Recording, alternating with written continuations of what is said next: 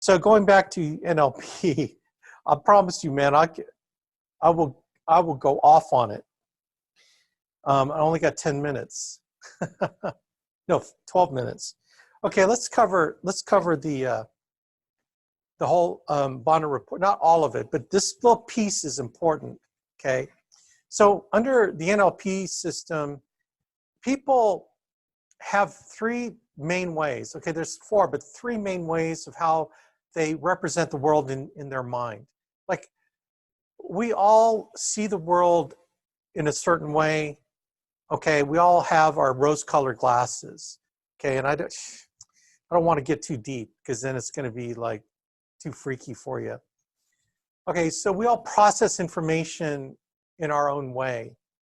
And meaning, like, people say, well, I think visually. Well, you may think visually, but you don't process information. Maybe you don't process information visually. It's kind of like, how do you take information in? How do you process data that comes to you? And there are three main ways that people do it. They either do it visually, they either do it auditorily, okay, auditory, or they're kinesthetic, they're feelers. So when you look at all your senses, okay, that you have around you, people have a majority way of the way they process the world. It's called VAC, V-A-K, visual, auditory, or kinesthetic. Now, people that process information leave a clue on how they process information, okay? So visual people use visual words, okay? They use words like, oh, I see what you mean, okay? Auditory people use auditory words. Yeah, man, I hear you. And then kinesthetic people use words like, man, I don't get a good feeling about this, right? What is that? Is that Han Solo? I don't get a good feeling about this. Or is that Indiana Jones? I can't remember. It's the same actor. Okay, but people tend to categorize. Now, we'll all use different ways, but we all have a main way of doing it, okay? Your job in the sales situation is to figure them out, and then that gives you the key to open the door.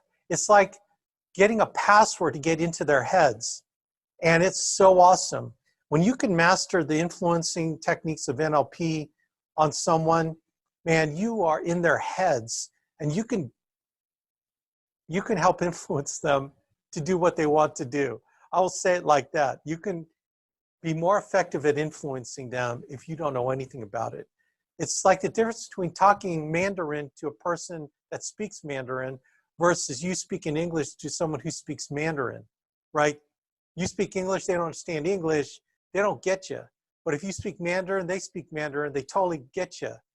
This is the way it works with bond and rapport techniques, is that if you start speaking to them in visual words, they're going to figure out that they're going to like you. They're going to like relate to you. And they don't know why. They might have all kinds of reasons, but it's because you're speaking their language. You're going right to the heart of how they represent the world, and you are flowing right to their brains, okay? If they're visual, use visual words. If they're auditory, use auditory words. If they're kinesthetic, use kinesthetic words. And where is it? I got a ton of, man, I'm a freakazoid when it comes to NLP stuff. I've got like listing of words, I think it's in this book, of typical auditory, visual, and kinesthetic words. Think about yourself. If you think that you are more auditory, I promise you, your speech patterns will have auditory words. It'll probably be easy for you to talk to an auditory person, okay? And it's just, you'll start noticing words and adjectives that you use that tend to be more of one than the other. Well, your job as a salesperson trying to influence someone is try to figure out what kind of words they use and then use the words back at them, okay? So that's the simple way to do it, okay? Here's the other thing. Everyone leaves IQs. So let me show you this. This one's powerful because when you can figure out the way that they move their eyes, you got them, man. You totally got them. And now that I'm going to make you aware of this, you're going to figure out your children, your spouse. You're going to figure them out. Then you know how to talk to them. Here's the other thing that you're going to also notice. You're going to know if they're lying to you. I use this on my kids all the time. My kids don't generally lie, but I know when they are because I watch where their eyes go. Okay, Alex, what do you mean you watch where their eyes go? Oh, this is good stuff. A lot of interrogators know these things like these IQs because they use this when they're interrogating someone. This is how you know someone's lying to you. Okay, so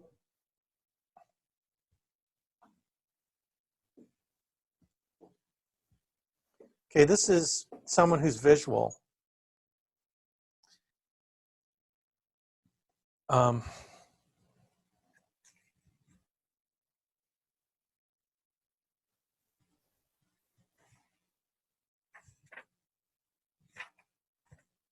Okay, so visual people, their eyes go like this. So this is when they're looking at you, like they're looking at you. Do you ever have someone who looks at you, but you can tell they're looking past you? Okay, when they're looking at you and looking past you, they're definitely visual. Now check this out.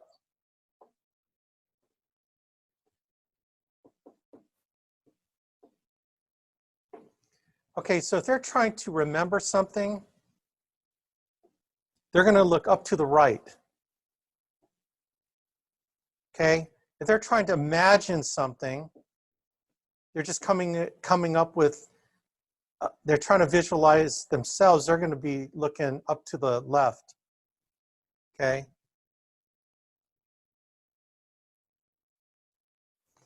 And here's how you know if they're lying to you. So for all you parents, listen up. If you can tell, first of all, that your child is visual. Okay, I got the chat line up. They tend to look up. They look up this way or this way. You can tell that they look up or they're looking at you and they look like they're kind of looking past you. They're visual. And then if you ever ask them a question, hey, son, do you remember that time we were in Atlanta? Do you remember that? And if they look up to the right, then they're recalling the memory, okay? Now, if you ask them something like, you know, there's this garbage that got dumped out here, and I'm wondering who did it. Did you have anything to do with that? If they look up to the left and they tell you a story, no, I don't know what you're talking about. I'm not sure, I don't recall. Then they're lying their butt off, okay? So so here's another way. It's like, do you remember, so I'll do it with you guys. So, I'm sorry to interrupt, Alex. Do you have those drawn exact opposite? Because the one on the left looks like it's looking up to the left, which he says recall, but you say that's the opposite. Are those reversed? well, they can be reversed depending if you're right-handed or left-handed. No, but I mean, when you're looking at the person. Yeah, I mean, you're looking at this person. So generally, if they're looking up to the right, I'm saying, okay, if they're looking up to the right when you're looking at them, they're trying to recall a memory. If they're looking up to the left as you look at them, they're imagining it. So here's another difference. If you ask, so I'll ask you guys, so what color were your high school colors? Like, do you remember like the football uniform? Do you remember what colors they were in high school? Okay, so now what I want you to do is I want you to think about those high school uniforms and imagine them if they were blue and gray, or blue and gold. No, like let's say, like when I'm asking someone, so do you remember like what color your uniforms were? Yeah, we're black and red. Oh wow, those are pretty bold colors. Now, imagine what those uniforms would look like if they were blue and gold.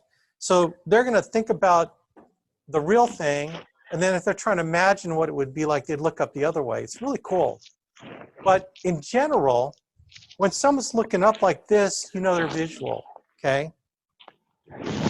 Now, Okay, I gotcha.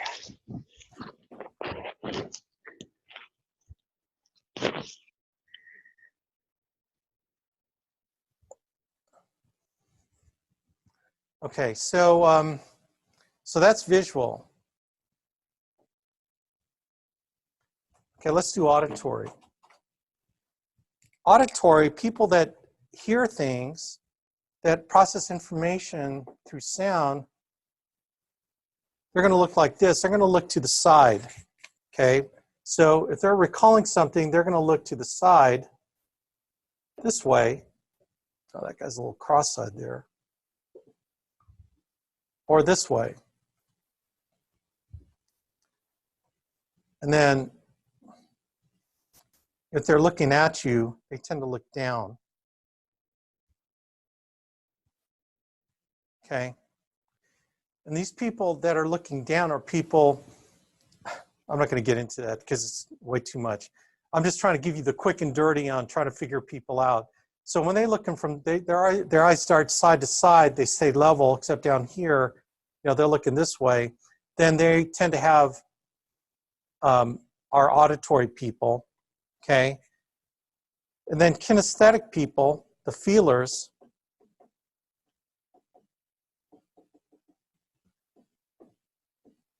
they look down to the left. They go that way, okay?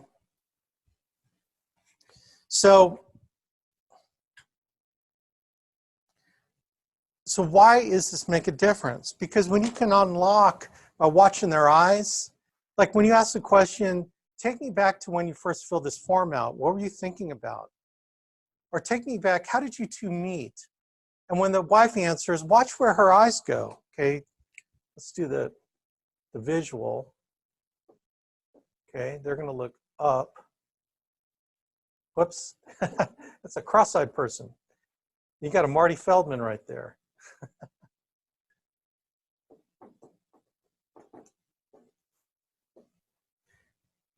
So that's pretty cool. So, you know, when you talk to your wife, your husband, your kids, watch their eyes. Their eyes will give them away. You will know more about them, man, that will be to your advantage. And then you can use the proper words. You can use the proper words to help them out. So the visual person, stuff like, I see what you mean. Yeah, that looks good to me. Show me more, okay? The auditory people are, yeah, I hear what you say. Hey, that sounds good to me. Tell me more, right? The kinesthetic feeling people, man, I get what you're saying. Wow, I feel really good about that. Fill me in on the details, okay? It's really cool. So here's the dialogue. So this is a dialogue. This first one will show you how some of you sometimes get into a total mismatch of how you talk and how they listen. This is a disaster. So listen to this. Jim, have you looked at those papers I showed you? Ann, I'm afraid I was tied up with other business all day. Jim, you mean you didn't even glance at them? Ann, you didn't tell me they had to be dealt with in a hurry. Jim, well, they do.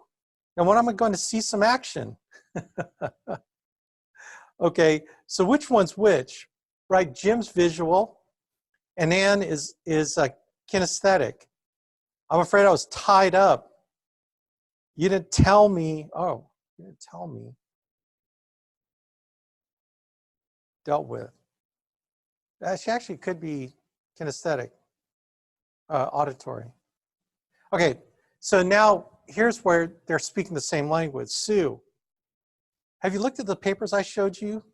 Tom, not yet. You must have seen how busy I've been today. Sue, so you hadn't had a chance to glance through them. Tom, no, I haven't, but now that my desk is clear, I'll give them my full attention. Sue, that's great. When can I expect to see your report on my desk? Do you see? Okay, there you go. I'm using a visual word. By the way, people that speak fast like I do tend to be visual people, visual people that take information in. So how fast someone talks can kind of give an indication, but then, you know, listen to the words that I use. I use a lot of visual words. I use some of the other ones too, but, you know, and you unlock this, man, you are like well on the way. So when you ask pain questions, what kind of pain questions would you ask with visual people? So Mary, imagine, you know, Joe's gone. Imagine what it would be like with Joe gone. When's the mortgage due? can you see yourself paying this mortgage for the next 6 months? Okay, so how does that look to you? What do you see for yourself with this policy? What do you see this policy doing for you? Okay. Auditory.